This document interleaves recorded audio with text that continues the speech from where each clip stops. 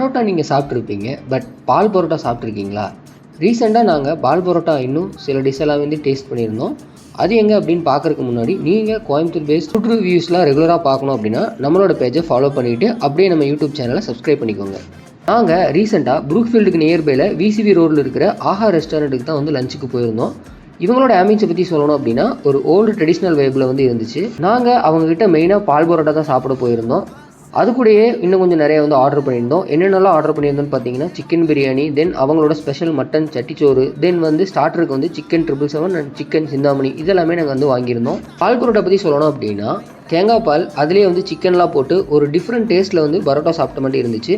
உங்களுக்கு மில்க் ரொம்ப பிடிக்கும், அதோட டேஸ்ட் வந்து உங்களுக்கு பிடிக்கும் அப்படின்னா கண்டிப்பாக நீங்கள் இதை ட்ரை பண்ணி பார்க்கலாம். நீங்கள் ஒரு ஸ்பைசி லவராக இருந்தீங்க அப்படின்னா கண்டிப்பாக இவங்களோட ஸ்பெஷல் மட்டன் சட்டிச்சோரையும் ட்ரை பண்ணி பாருங்கள். அவங்களோட மட்டன்லாம் நல்லா குக் ஆகி சாப்பிடவும் சாஃப்டாக இருந்துச்சு. நீங்கள் ஒரு மட்டன் லவராக இருந்தீங்கன்னா கண்டிப்பாக இதை ட்ரை பண்ணி பாருங்கள், ஒர்த்துன்னு சொல்லுவேன். அவங்களோட ஸ்டார்டரை பற்றி சொல்லணும் அப்படின்னா எங்களுக்கு வந்து சிக்கன் 777 வந்து ரொம்ப பிடிச்சிருந்துச்சு. ஸோ அது வந்து டேஸ்ட் வைஸ் வந்து நல்லாவே இருந்துச்சு. ஸோ சிக்கன் பிரியாணியில் வந்து லெக் பீஸ் அது கூட இன்னும் 2 எக்ஸ்ட்ரா பீஸ்லாம் போட்டு சிக்கன் பிரியாணி வந்து பார்த்திங்கன்னா நல்லா குக் ஆகி சாஃப்டாகவும் இருந்துச்சு பிரியாணி.